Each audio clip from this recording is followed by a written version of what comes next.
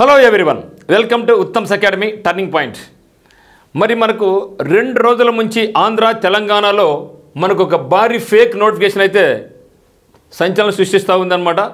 దానికి అనుగుణంగానే నిన్న మనం కూడా టర్నింగ్ పాయింట్ నుంచి మరి ఉత్తమ్స్ అకాడమీ నుంచి కూడా మనం ఒక వీడియో చేయడం జరిగింది. ఎక్కడి నుంచి మనకు వచ్చే national rural development and recreation mission అనే పేరుతో అది ఫేకా రియలా అని చెప్పుకుంటూ చివరైతే మాత్రం ఇది ఫేక్గా అవకాశం ఉంది, రియల్గా కూడా అవకాశం ఉంది. ఏదేమైనా సరే మీరు ఒక 5 days వెయిట్ చేసిన తర్వాత అప్లై చేస్తాం అని చెప్పడం జరిగింది. మరి ఫైనల్గా అయితే మాత్రం ఫ్యాక్ట్ చెక్లో కూడా రియల్గానే చూపించింది అనమాట యాక్చువల్గా. ఎందుకంటే ప్రాథమికంగా అన్ని న్యూస్ పేపర్లో కూడా, నేషనల్ న్యూస్ పేపర్లో అయితేనేమి, తర్వాత అన్ని రకాలైనటువంటి యూట్యూబ్ ఛానల్స్ అయితేనేమి మరియు వెబ్సైట్స్ అయితేనేమి ఇది రియల్గా వచ్చినట్టే భ్రమించారు అందరూ కూడా.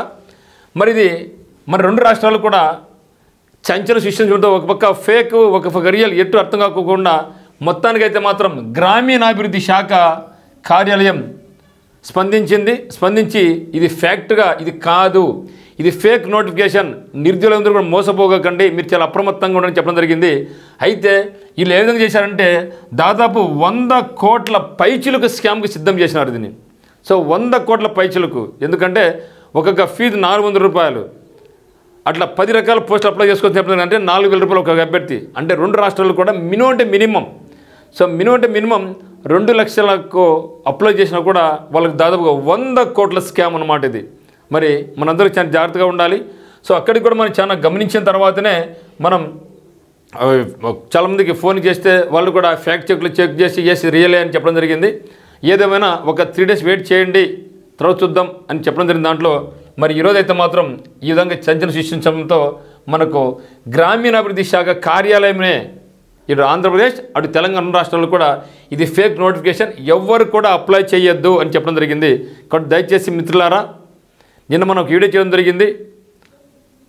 సో దానికి పరంపరగా కొనసాగించడం నా యొక్క బాధ్యత అనమాట. నేను చెప్పినాను కాబట్టి ఇది రియల్గానే ఉందని చెప్పడం కాబట్టి నా యొక్క బాధ్యత ఇది కూడా. కాబట్టి ఎవ్వరు కూడా ఆవేశపడి ఇంక అప్లై చేయకండి, ఇది ఫేక్ అంతే. ఓకే, ఇది ఫేక్, పక్కా ఫేక్ నోటిఫికేషన్. ఖచ్చితంగా వాళ్ళ యొక్క మీద కేసు అనేది నమోదవుతుంది, మన భయం అవసరం లేదు. ఇటువంటి వాటి మీద అయితే మాత్రం చాలా జాగ్రత్తగా ఉండాలి. ఇక మీద నేను కూడా చాలా జాగ్రత్తగా ఆచితూచి ఇవన్నీ కూడా చెక్ చేసిన తర్వాతనే నేను మీ ముందుకు తీసుకురావడం జరుగుతుందన్నమాట. సో మొత్తానికైతే మాత్రం నిరుద్యోగులు ఏ విధంగా బోల్టా కొట్టించాలో నిన్న మనంతా డౌట్ఫుల్గా ఉంది.